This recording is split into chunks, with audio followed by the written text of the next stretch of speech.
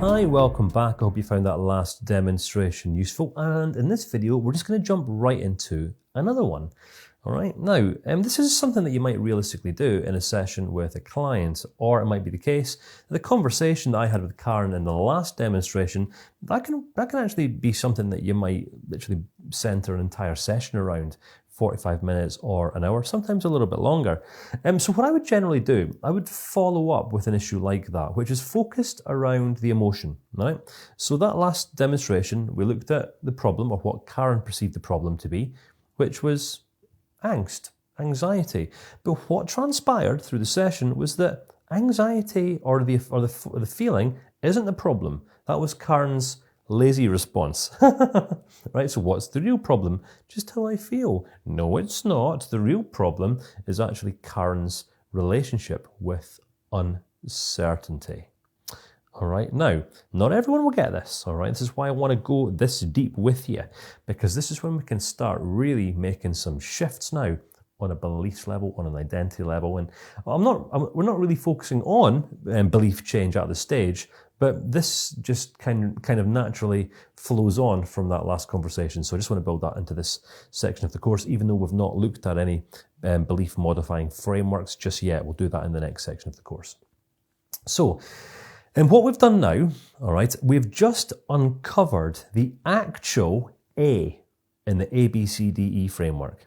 All right, so, A stands for the activating event, the trigger, B is the belief, C is the consequential emotion, which we know is angst, right, or anxiety. But now we know what the actual issue is. It's not Karen's perception, it's not, what may or may not be happening. That's just all perception. The actual problem Karen has is her relationship with uncertainty. All right, it seems like Karen might be governed by security, stability, safety, something like that. Now, I'm just going off a hunch, which is something that sometimes as CBT practitioners we've got to do.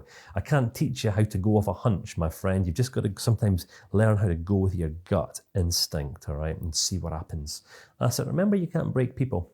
So once we've got clear on how it is that this initial relationship is outworking itself, then we look to the stages D and E, which is obviously the disputation of the belief, looking at perhaps what Karen believes about herself or about life on a beliefs level, and then obviously we're looking to make some sort of cognitive shift.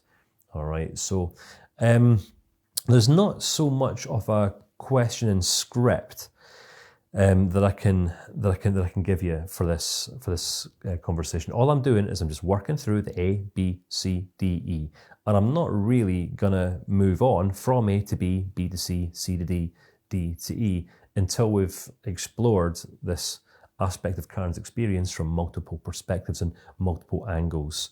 All right, so this is a journey that very much Karen is going to be taking on her own, all right, just guided by me. So it's kind of like now I become the Sherpa, I become the guide, but Karen is the hiker. She's going to have to be the one that does all the hard work. Cool? Okay, yeah. You with me? Yeah. Is this all right? It's all right. Okay, cool. So what I'm going to just do now, let's just converse, all right? I just want you to look at uncertainty, because it does seem to me that this seems to be a bit of an issue for you. Now this has come up twice now in the conversations that we've had throughout this course. We have that person in the last that we talked about in the last section who you want to initiate with. Mm.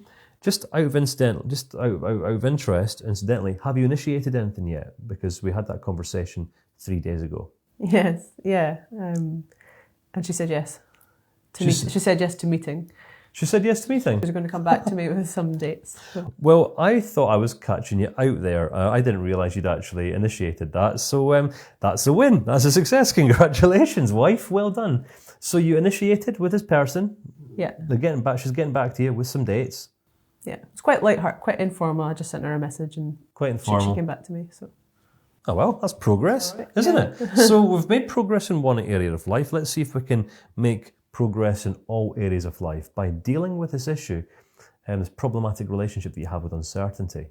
Yeah. I wonder what it would be like for you if uncertainty was no longer a problem in your life. If rather than uncertainty being a bad thing, uncertainty was more of an opportunity. Yeah, that would be a much more peaceful approach to life. Yeah. And when could it be a more peaceful approach to life? When could uncertainty actually become more of an opportunity for you than a bad thing? When could it?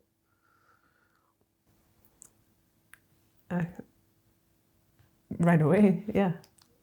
So uncertainty can actually become a good thing for you right now.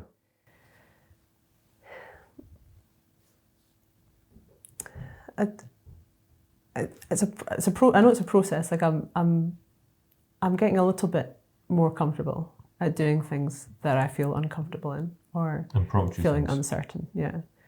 So I'm growing in it, but I think there's a bit room to grow still. It's definitely going to be useful here. I would say, or I would see anyway, to really look at this. Yes. Yeah. It will do, especially when it comes to meeting this other person now, because that'll be the real test. Where I feel completely uncertain. Okay. So I'm going to ask you here, right? All right.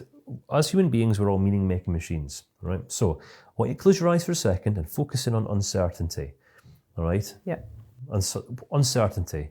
Now, because I know your mind operates in pictures and images and all this kind of thing, right? Uncertainty. What do you see? Tell me what you see. What's going on with you cognitively? Uncertainty. What's it all about? What does it mean? What does uncertainty mean? It's like back and forth. Back and forth. Yeah. What's an example of this? Everything will be fine. But I don't know what they think. I've got to make an extra special effort here, but I don't actually know if they're that bothered. Seems to me like uncertainty means worry. Yeah, what it means worry, yeah. Uncertainty means worry. What else does uncertainty mean? Does uncertainty have to mean worry? Or could it mean something else? If it had to mean something really useful, what else might uncertainty mean? Uncertainty could mean opportunity. It could mean opportunity. Yeah. Ah, okay. So, what's the relationship then between worry and opportunity? Where does opportunity live in comparison to where worry lives?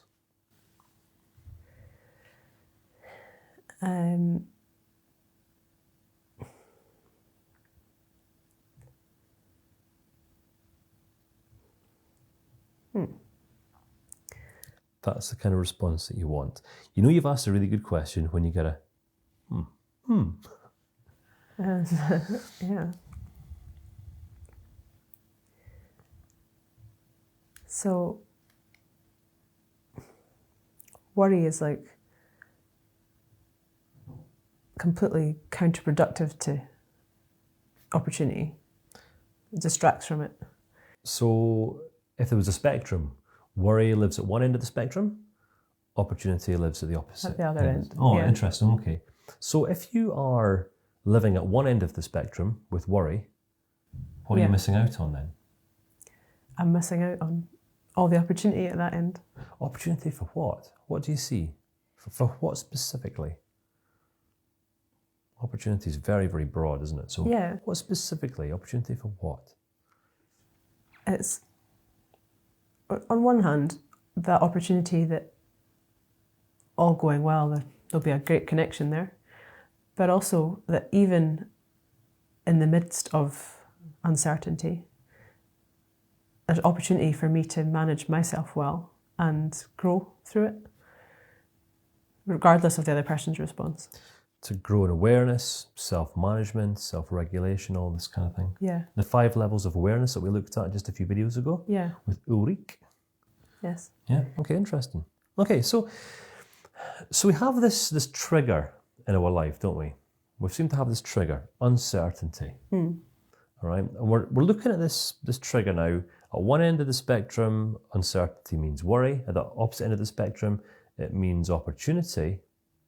So we understand this on a cognitive rational level, which is fine, which is great, but it's kind of like we don't really believe that uncertainty means opportunity. No. You know it on a head level, Yeah. but it's kind of like this hasn't trickled its way down into your...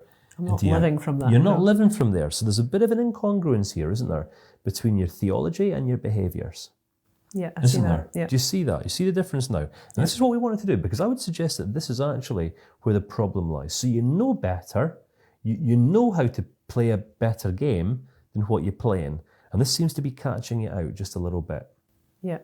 So this is definitely the problem, it seems. That's definitely the problem. This yeah. is definitely the Yeah. problem. This is the actual problem now. So the problem's moved away from being a feeling. This is the actual root of the emotional consequence. Yeah. Okay, cool. So we've got now an activating event. We've got a trigger, which is uncertainty and the way in which you relate to uncertainty. Yeah. Okay, so let's just now define B. What is the B? The A, activating event, is uncertainty. Let's spell this out so we know exactly how it is that we're processing. Yeah.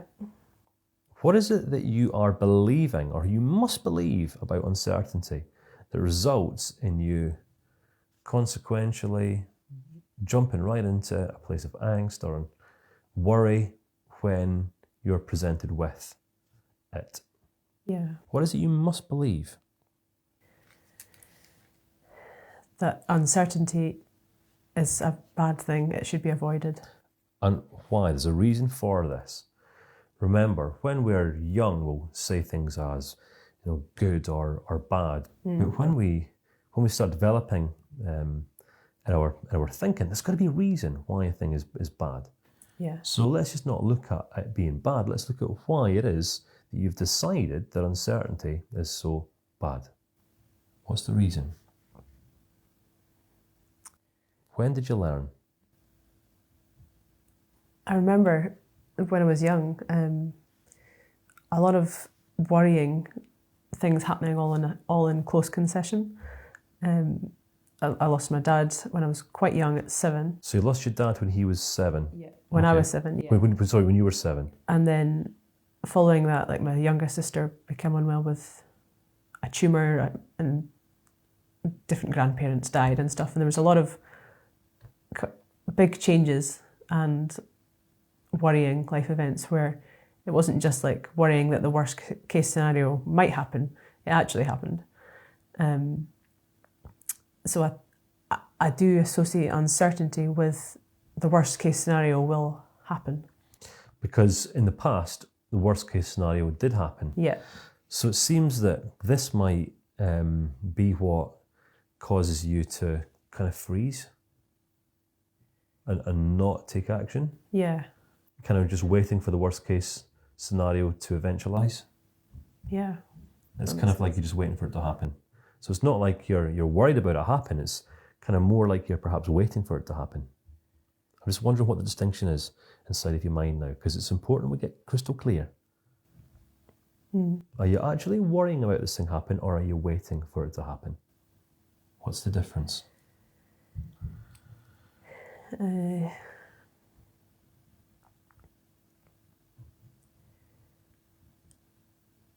Well, I'm kind of waiting because I'm not doing anything much of the time to...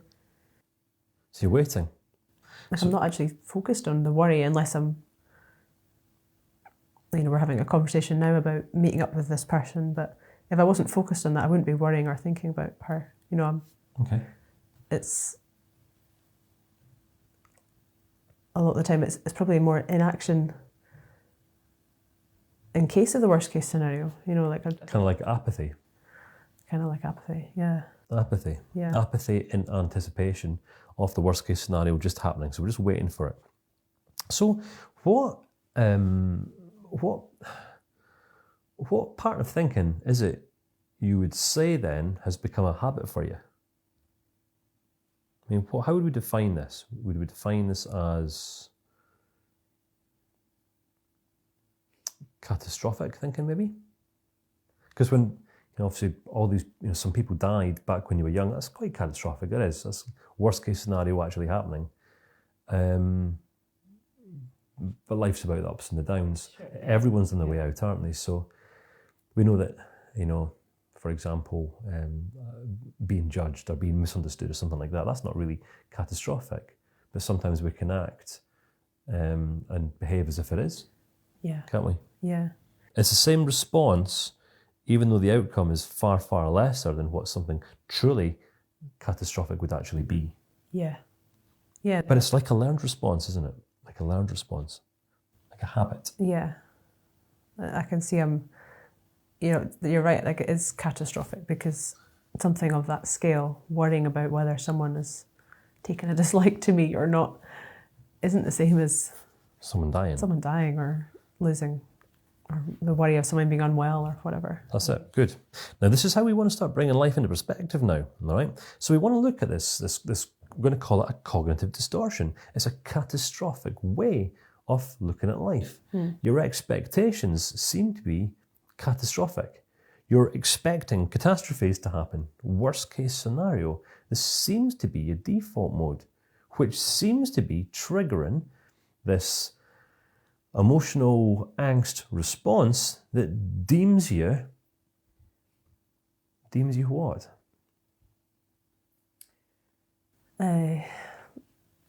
Numb, stagnant. I don't do It anything. numbs you. Yeah. You just become stagnant. You just stagnate. You freeze.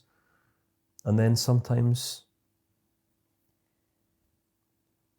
so it provokes a healthy, helpful response or an unhealthy, unhelpful response. It's really unhealthy, yeah. It's really unhealthy. Yeah. Okay, so we're crystal clear on this now. Now we seem to really understand this. All right, so the trigger is? The trigger is uncertainty. Uncertainty. Yeah. All right, and how is it that you will know when you are reacting or responding to uncertainty? Because it's never going to be about the situation. The situation's irrelevant. What is relevant is your relationship with uncertainty, it seems. The circumstances and situations are always going to change, but it seems like this is more of a default, habitual pattern of behaviour that you've succumbed to over the years in response to a belief that you've developed around uncertainty. Yeah, so I'll know by the angst that comes about, the feeling. So are you saying then that you're going to know when you are reacting, emotionally reacting to uncertainty because of the angst? Yeah. So anytime you feel angst or anxiety, you're going to know that you're having a reaction to uncertainty. And it's not a person. It's actually just about how you are interpreting life. Yeah. Yeah, exactly. Okay, cool. Yeah. So you're going to know how to read your angst now, to kind of go back and realise you're just operating out of this place of catastrophic thinking. Cool, brilliant. So how is it then that we are actually going to dispute this? Because it's one thing being aware of how we're being triggered, but then it's something else taking control of ourselves and replacing an old unhelpful habit with a new helpful habit. Yeah. So how are we going to dispute this belief? How are we going to establish that which is actually true?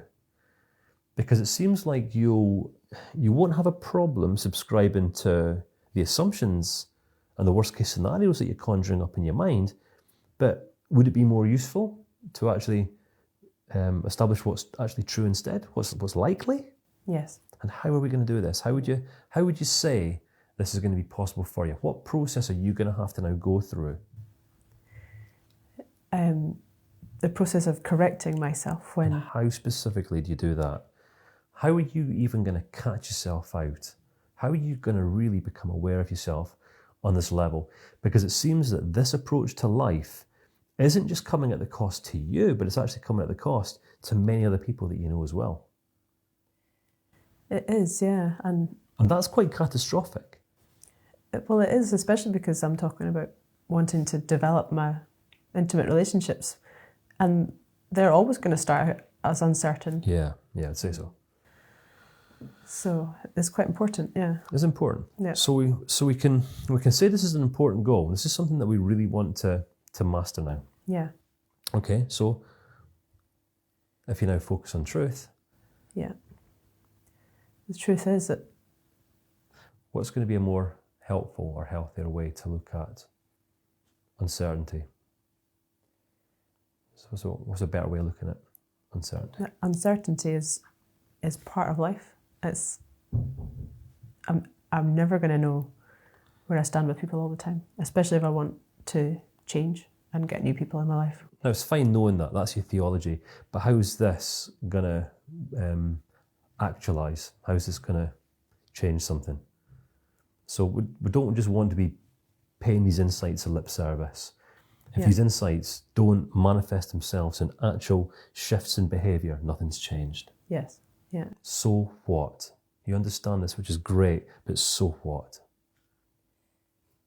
What is going to prevent you from holding back and freezing next time?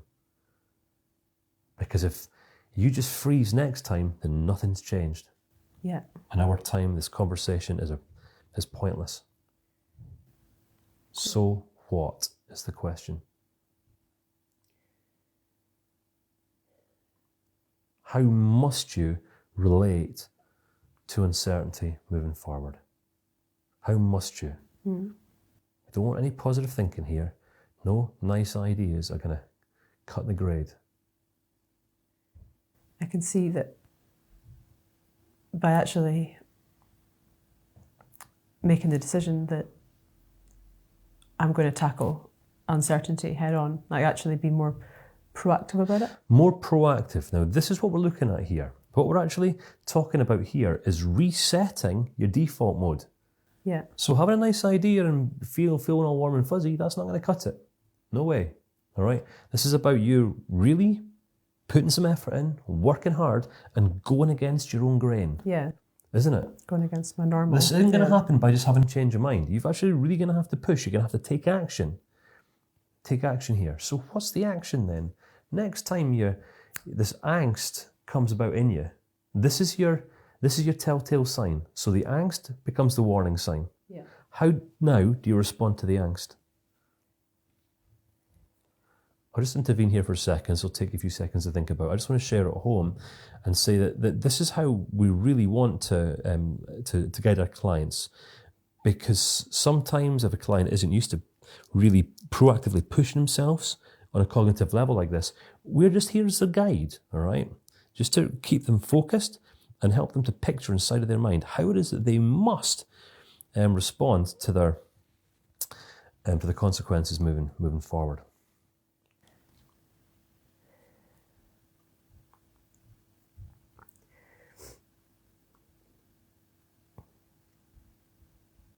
So now taking a more proactive approach rather than passive. Mm-hmm. Yeah. Passive seems to be the problem, doesn't it? Passive is the problem, yeah. Yeah. Passivity is the problem. Yeah. So looking at things differently is irrelevant if we are not doing things differently. Yeah, exactly. Okay, Yeah. great. So what next? How are you going to do things differently?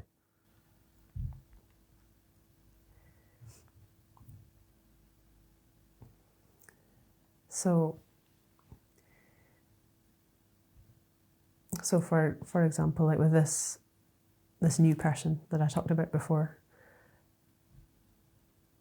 I'm going to go into that meeting and just do my best, and then push myself to do that kind of thing as often as possible, so that I'm getting used to the uncertainty, if you like, being in that environment where I'm just not quite sure.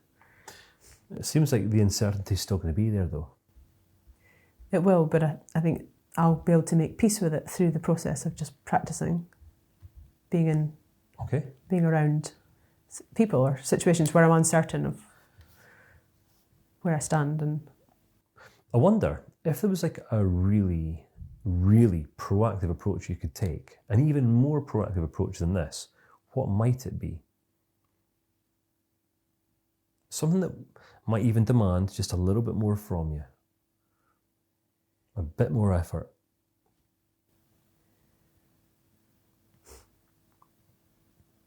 Well, actually, yeah, so in both the situations that I'm thinking of now, this new person and around the family, the uncertainty is there for a reason, because the relationships have grown apart or something's happened where, there's reason why they might have taken a dislike or assumed the worst. Or It seems to me like there's kind of an elephant in the room that no one wants to talk about. Yeah. So actually the proactive approach would be me just tackling that conversation head on. And Do you mean talking about the elephant in the room? yeah. Oh, and how might that change things now? What effect might this now bring into place? It actually now, especially with this new person, bring peace into the start of the relationship, because we've never had a relationship one-to-one. So dealing with that straight away would allow both of us to make peace with the uncertainty. That's interesting, isn't it? So rather than just passively sitting back and waiting and just making peace with uncertainty somehow, actually tackling the problem that is bringing the uncertainty into the relationship. Yeah. Yeah. Seems quite obvious, but that's totally it. Yeah. It seems quite obvious. Yeah. Interesting. All right. So what can you see now then that you couldn't see around about 10 to 15 minutes ago? That uncertainty, yes, it's on the general scale, it's part of life, but it's also there for a reason. There's a reason why I feel uncertain about situations or people. And just by having a conversation about what that could be and getting their perspective, I could actually just resolve it straight away. You could resolve it right away. Yeah. Which would therefore then mean that there's no requirement for any angst or uncertainty whatsoever. Yeah. Instead, there's a requirement for, it would seem, more proactivity and Effort on my part. Yeah. Effort on your part. Yeah. Okay, that's interesting, isn't it? Okay, so I think conversation over for now. All right, friend, what we've done there, we've just been right through the A, B, C, D, and E. Granted, we took a bit of a abstract journey to get in there, and we sometimes dip back a little bit, and then we kind of sometimes have to go back a step to move forward 2 steps and that sort of thing. But we don't want to move forward in a CBT-based discussion like this, A, B, C, D, E, until we know and we can see that we've actually resolved any unhelpful patterns of thinking, any limited way of thinking, but also any ideas or attitudes that we're going to bring about further on action moving forward. I noticed once or twice, I think when we started looking at the belief, Karen entered into a whole new state of theology. What was it you said? Oh yes, there's opportunity and uncertainty. Fantastic. That's a great idea. It's kind of like posting motivational quotes on your Facebook page every single day whilst living life in a completely unmotivated way. Yeah. All right. Unless our insights actually outwork themselves into behaviours, habits, new outcomes, then we're just wasting our time here. So, Karen, I took you through the A, B, C, D, E here, right? What was this process like for you? Just in response to this one circumstance, this one situation, or these 2 situations. Yeah, it's helped me realise that the way I've been looking at uncertainty is quite extreme. Because of my past experience. And quite a catastrophic way of thinking. So you're kind of waiting for the worst case scenario to happen. It's not just worrying about it, it's actually waiting for it. Yeah, yeah. Which brings about... I don't make any effort. I don't you kind of take freeze. any risks. Yeah. So you don't take risks. You're not proactively really fighting or pursuing those things that you want. Yeah. And incidentally, what does this cost you throughout life? What's this attitude actually cost you? It's cost me, back in my 20s, like I could have gone and had a music career, or I could have gone and followed my passions, and I didn't. I avoided those things. You avoided those things, so you lost your 20s because of this attitude. Yeah, because that was totally uncertain, and in the same way, the number of relationships that I've had over the years, they've been quite situational and what's comfortable for me, but not my effort to go and develop and connect with new people or different people. Really. You know what the greatest irony is about this conversation? You know, this thing that you've worried about. You've worried about this catastrophic, people might die. Do you know what the only certainty in life actually is? That we will die. Yeah. Ironic, isn't it? Ironic. It's the only certainty that we have. Yeah. Interesting. Okay, so Karen, what guidance would you give all the good people at home who've watched this, and obviously they haven't been sitting where you've been sitting, so they haven't experienced this for themselves. I haven't experienced it because I've just been the guy asking the questions, all right? But they're just simple questions. All I've done is I've asked you to look in certain areas. I've provoked you just a little bit, you know, sometimes challenged you to really push on in your thinking rather than just accept the first thing that kind of pops into your mind. Yeah. Yeah. What is it like being held to account in this way?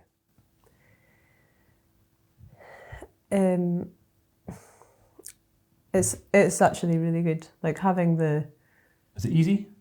Oh, no. Easy. No. There's points in the conversation where I felt like, oh, that was a tough one, or like, oh, what did you mean by that? But then I could assume the worst of what you meant by that, and I chose not to. Catastrophic way of interpreting life, couldn't you? Yeah. That's it, yeah. So it's been tough, actually. It's been tough, but really good. Just realizing that, you know, there is that second perspective, and that I don't have to look at uncertainty in that way.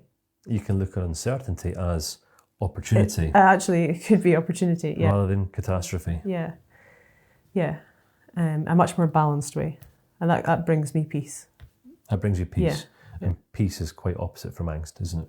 Yeah. So if we're going to be talking about affect, we started at A. A is all about uncertainty. E, we went B, we understand the belief that uncertainty is bad. This brings about angst. And we've disputed this now. We've looked at what else uncertainty could mean and what opportunity this might actually bring. Brings us to a new effect. Cognitive shift has now occurred.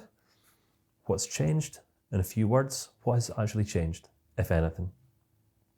What's actually changed for you now? Yeah, more peace. You got peace, which is fantastic. It's a feeling, but so what? More peace and direction for how I'm going to handle Peace and direction for how you're going to... situations like this. That's it. How we feel today is irrelevant if this doesn't, become change tomorrow. Yeah, I see that, yeah. Yeah, this is where we're at, folks. Right, this is where we're at. We're not going down the road of conventional, feel nice fluff therapy here. All right, we're here about really working with people. Now, obviously, this is as far as we can take people. All right, I can't determine whether Karen goes on to actually implement these changes in her life in response to the shift in perspective. All right, all my role is to get her to this place where she can clearly see that she now has options that she perhaps previously wasn't aware of. That's the purpose of ABCDE. So we'll wrap this demonstration up right now. And there's a framework inside of the workbook resource that you can use to start guiding other people through the same process. It's just a conversation, all right? We couldn't give you a script for this stuff because everyone's always going to have different situations and issues and challenges going on. But what I am going to urge you to do is put this into practice right away. Family members, friends, loved ones, the more you practice, the permanently better you will become. So hope you found this demonstration useful. Did you, Karen? I did, thank you. Fantastic. We'll see you again in the next clip.